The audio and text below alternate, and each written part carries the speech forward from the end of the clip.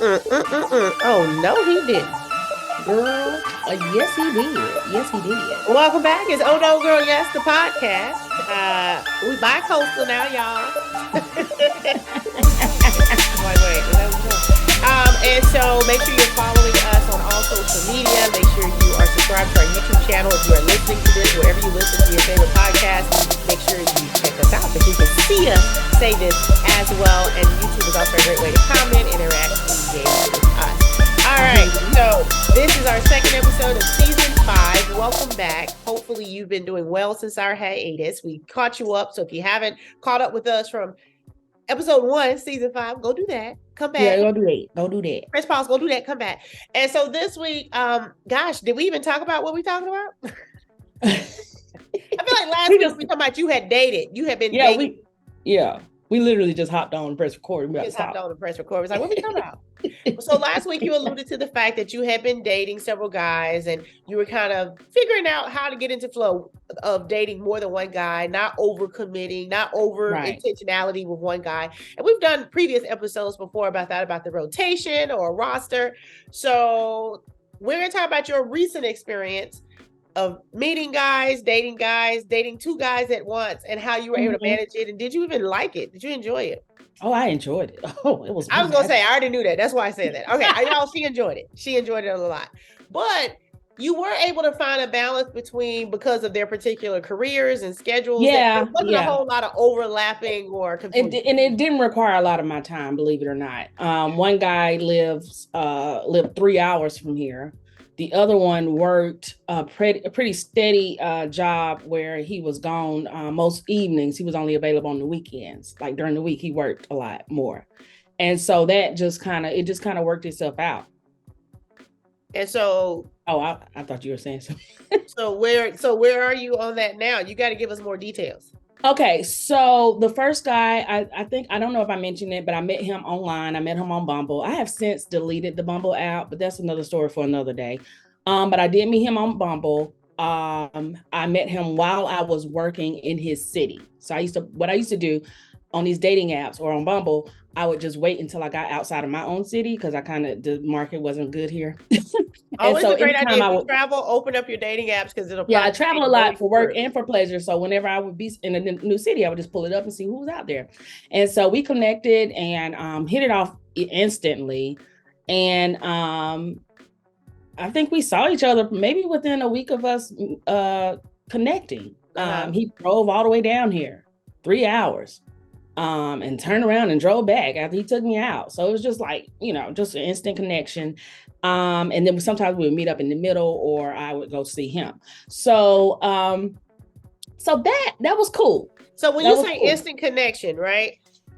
Based on my experience of you dating this guy, it was an instant connection. Y'all enjoyed each other, but it also did not feel overly serious. That's the thing. And I think in that moment, in that headspace I was in, I was open to dating, but I didn't really want to pursue a long-term relationship, I would say. And I still don't even know if that's where I am right now. But so it worked out, first of all, that he was away. That sounds odd to some of y'all, because I know some of y'all like to be up under people. And I don't. Prefer long distance every day of the week. So that part worked out. So it gave me a chance to look forward to seeing him the next time. And, but I would say it was drama free. I don't know when the last time I dated someone where there wasn't a big blowout about nothing a lot of times. Peaceful companion, may I offer? A peaceful companion. Now, if you don't know what a peaceful companion is, I discussed that last. Yes. Go back and check that out. And when I first started using the terminology, my friend, everybody's like peaceful companion. And it's hard to describe it until you experience it. Yeah. And it was so just drama free for real. I think our biggest issue eventually would have become the fact that he was he had raised his 2 daughters. His wife had passed away several years ago. So he raised them from like early teenage to adulthood. And the youngest one was still living in his house, which is not a problem. I lived with my parents after I graduated college. I don't care about that part, but she didn't drive. And so, and this never became a talking point for us as far as like any kind of argument, because it wasn't my place. I knew it wasn't. And plus, he was just my peaceful companion. It wasn't that big a deal. But I think if we were going to try to pursue a relationship, if that were going to happen, that would have been an issue for us, simply because a lot of times when he would come see me, he would have to leave within a certain amount of time in the same day to go back to pick her up from work. Or he would have to get up in the morning and take her to, it was just, and that was a burden he chose to bear. That, that's his child. So I stayed out of that. And because we didn't live in the same city, if we had tried to pursue something more, that would have probably been our biggest issue, just with our distance and his responsibilities to her, or the ones he chose to take on. What happened? I don't know what happened in the end. This is where it gets murky, because I believe maybe I don't know, maybe it just kind of, I always tell Eunice this now, I'm like, we stopped talking kind of completely now. It kind of weaned off, where we would talk not as much as we used to.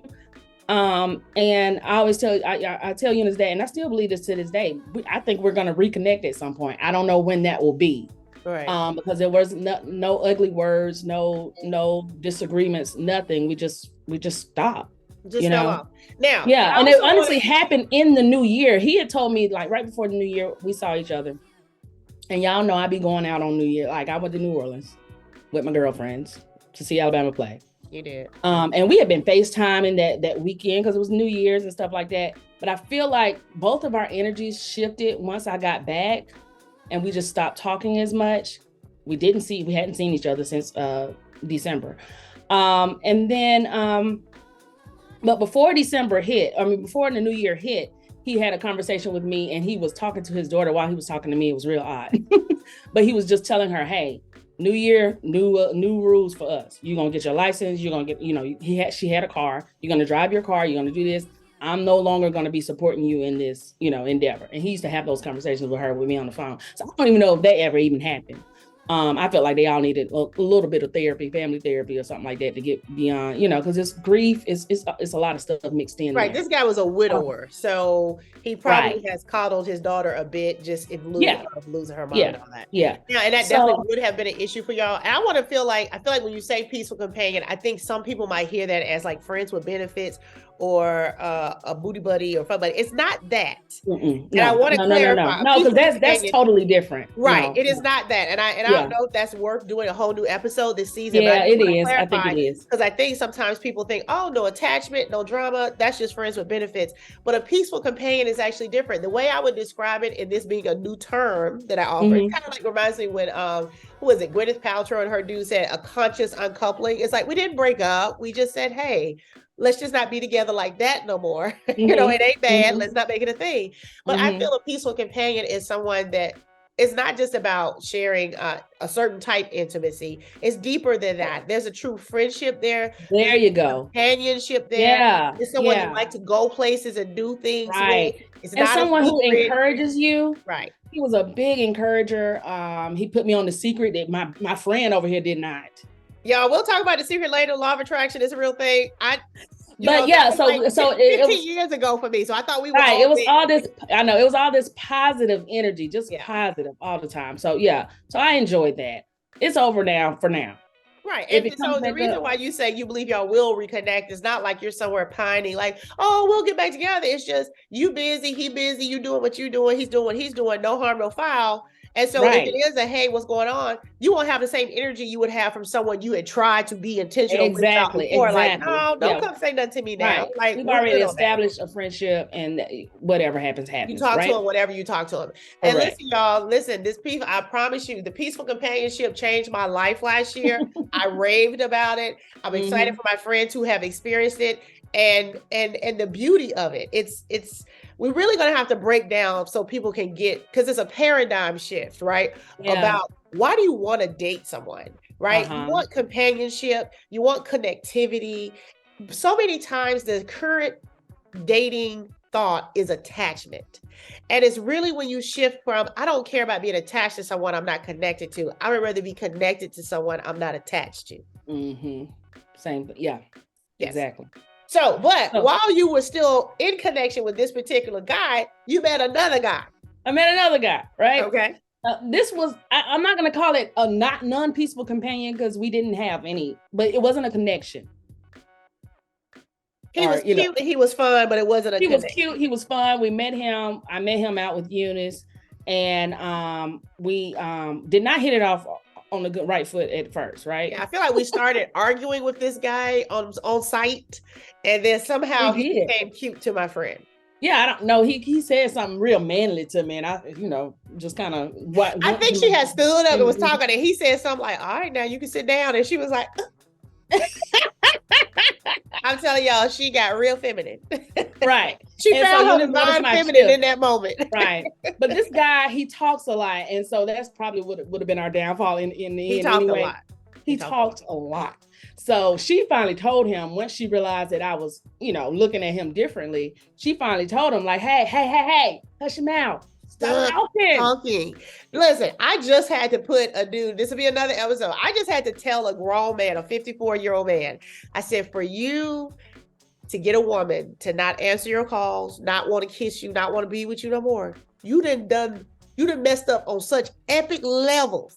Because we want the companionship. We want the intimacy. We will accept stuff we know we shouldn't accept just because we don't want to mess up our good thing. Right. So for a woman to get to the point where she's like, I'm done, brother, you have jumped from the highest hilltop. You have. So, but you still have fun and went out with this talk. Actually, he was fun though, even though he had a big old mouth. But he was fun. We enjoyed dating. He lived closer, so it wasn't as much of a challenge to get together. So and he liked the fact that I was like, hey, let's date. Let's, do this. And I was upfront with the very first day I met him. I knew this wasn't going to be a thing. And I told him as much. And I was blunt, he took it on as a challenge. All you got to do, if you want a man to chase you, tell him you're not interested in dating. Right. He took it on as a challenge to change my mind. And every chance I got, I tried to remind him, hey, remember, we talked about this, blah, blah, blah. Oh, yeah, whatever. And we didn't really have a falling out either. I just decided that I didn't want to hurt his feelings in the end, to be honest. I could see that he was not getting the fact that we weren't going to be together. And I just thought it best, we just stopped talking altogether. So those were out here breaking hearts, y'all. She out here breaking hearts. No, I don't want to be that person. I mean, it reminded me of like me back in the day, maybe in my 20s or even teenage years or whatever. And you meet someone and some men were honest. They're like, I ain't looking for no girlfriend. I'm like, okay, but we can still date because I think I'm gonna change her mind. It was that kind of mindset. And I didn't. And when you look back at how we used to believe that, like that was just a common thread. Girl, he just ain't met me. Right. You think he don't want to be in a relationship. He just men hear that now. Men hear that now, whereas we've grown and we know better. And we're like, oh yeah, no, I want to be in a relationship. As a challenge, like it's like, and it wasn't even a challenge for us. It was just like, yeah, you say that, but I'm great. Well, and I think that's with anything. I think it's from having a kid, getting a pet, starting a job. It's something that is going to be something. It's going to be harder than I think I want it to be. But at some point you get into a groove and you're like, oh, this isn't so bad. And I think when we were younger, we thought we would let a dude would get into the groove of being our man. And then you go back after you fell in love and he was like, well, man, I told you I wouldn't try. You'd be like, I know that's what you said, but, and now we're on the other side looking at these dudes like, bro, fall back. Didn't I say I ain't doing that? Like I've gotten to where I can't even tell dudes I'm not dating because they see it. That becomes an immediate turn on for them. Like, seriously, they got gone 2 pounds. Try to. So now, where are you now? You don't really talk to either of these dudes. This was probably probably you were kind of had them in the rotation towards the end of 2022. The last quarter of 2020. Last dating quarter. So now where are you the first quarter of 2020? That was a season, right? That was a season for dating, right? So now, so like I said, I deleted my Bumble app. I know we've given Bumble too much credit on here for them not to pay us. You know what? We were like pro Bumble, then we were anti-dating apps. And so she said, I'm going to go back out there. And she got a chance to meet a companion. I talked to a girlfriend who lives in Georgia and she was telling me about Hinge. And she was like, you should try out Hinge. She was telling me about the success rate she's had on there. And I was like, okay. I mean, I'm not putting Bumble on my phone ever again, I don't think. But I was like, I'll try something different. So I did Hinge, and it's a bit of an onboarding process where you have to answer a few more questions. They let you send videos. They let show your personality. So it's been fun just swiping through, looking at people's profiles. And I've communicated with some guys. It is geographically based. So I'm in Birmingham. Normally that would be a problem.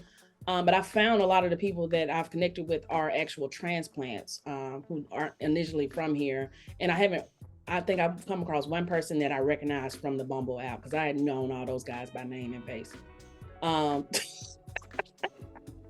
Every once in a while, you just looking for somebody new. You be like, dang, Bumble recycling these dudes? Yeah, they recycle them. Like I thought I said no to him already. Right. But yeah, so this has been fresh. It's been fun. I've met, I've communicated with a few. I got a invite.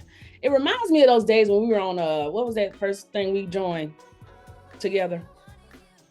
Not in a negative way, but just Match.com? It was a Match.com or something, yeah. That time we got stood up in Huntsville. We told y'all this story, I'm sure. Yeah, go back. That must be season 1. But anyway, we got stood up one time. Well, I got stood up. She went with me. I went with her on a road trip. She got stood up by the dude. We came back to the hotel, ate Checkers hamburgers, and joined Match.com. And then I think we weren't gonna let that happen to us ever. I think we deleted it the next day. We did. But in that 24 hours, I remember there being so much to go through, so many inboxes. And so Bumble was not like that. And I think it's because it was just a woman-led app, and this men can reach out as well. So it's just like so much, and other than that, I'm having fun on it. I'm enjoying it. Okay, but have you met someone on Hinge? Yeah. I've met one guy. Well, I met a couple of guys. One guy that we've already exchanged numbers, so we're off the app communicating. And yeah. But haven't you been going out with somebody else? I'm trying to remember. The guy who saw the video on Facebook. Oh, girl. Y'all, she be forgetting. But I wanted to point that out. I wanted to point out that she is so much in these streets. She literally is forgetting who she is dating. Aren't you dating? Have you been on dates with someone? I have gone out. We haven't officially gone on. I'm gonna go ahead and blow her up, y'all. So she's been going out with somebody that she thought was cool. She has connected with someone on Hinge, has not met him, and she didn't forgot about the dude she has physically met. So I'm hopeful for this new dude on Hinge. She ain't even met this dude. Excuse my dog breathing. I forgot all about this. Too. Yes, you see, my mind is so focused on the app right now. I'm like, oh yeah, I did meet somebody that wasn't on the app. So this other guy, he added me as a friend, and we had mutual friends. Y'all know how Facebook is. If I got mutual friends, I'll add you. I don't care. Because I know you from somewhere, but I didn't. But he added me as a friend, or requested my friend thingy, and I approved it. And then like maybe a day or two later, he commented on the video. Eunice and I went to this New Orleans inspired restaurant here in Birmingham, and he commented on it, say, "Is this in Birmingham?" Yeah, it's in Avondale. And so then he jumped in my inbox and he was like, "So we should go one day," or something like that. That was how he. I feel like that guy was very proactive. I don't know anything about him. No. And I mean, I don't have anything. You're right. I do get easily distracted because this other guy did kind of get my attention real fast. But this guy did too. Look at her, y'all. Look at the little grandma. We're supposed to be talking about this on the main channel. This is real time gossip. Oh, I know. Okay, Patreon, you'll get the deets on this. I'm sorry, I forgot. I just wanted to point out, I was like, man, she really has left out a whole human that in 2023, like it's the only person she's been on dates with in 2023. I said not that I'm not going to talk about it on the main channel. I am, but we try to protect people. We try to protect people's identity. This is public. Yeah, we don't want to be dating someone and then they come across our podcast like, was you talking about me on your podcast last week? Like, what about that? Yeah. So you can join us on Patreon. We have a little bit more details there. And until we see like a strange name that we don't recognize, we're gonna give addresses and socials because we might be dating your guy. So join Patreon to get the behind the scenes. But listen, y'all, she's it's butterfly season. She is out here flitting and floating in the universe. I can't wait to see if this Hinge guy. So she joins Hinge. She tells me she likes the way Hinge is set up. And then I think yesterday you was like, oh, I met somebody on Hinge. But she hasn't met him. But she likes him enough just from the engagement. Yeah. And guys need to realize how important engagement can get you so far ahead of the game. You get in my mind that way, right? If you engage, if you communicate, if you seem interested, if you seem genuine, if you seem authentic. I hate when men say, oh, well, I'm not perfect. Oh my God, perfect is the biggest turnoff in the world, right? And it doesn't exist. But if you're like, oh, this dude got these flaws and these bumps and bruises and he shared them, and it's like, okay, cool, let's go. Let's go. That's cute. You know, it suits you. So we're going to look for an update by next week. She better have met Hinge. But we're going to talk more about who she's been dating on Patreon. So if you're not a Patreon subscriber, you might want to go ahead and subscribe, and you can go back. They can go back and listen to old episodes of Patreon. Everything is on there. Child, you would get our real. When we had a set in the Seinfeld one time. It's funny. Yeah, it's a whole thing. So check that out. I will say, you guys, I have relocated to Los Angeles. I've been here for less than 3 weeks, and I have already been on a date. Oh. And keep in mind, I retired from dating. Is that story time for next week? So that might be story time for next week. You know, we might have more to add, and who knows? Bella, come here. All right, that might be next week's story time, or she might be dating a new guy by next week. But either way, we'll see you next week on the next episode of Oh, no, he didn't. Girl, yes, he did.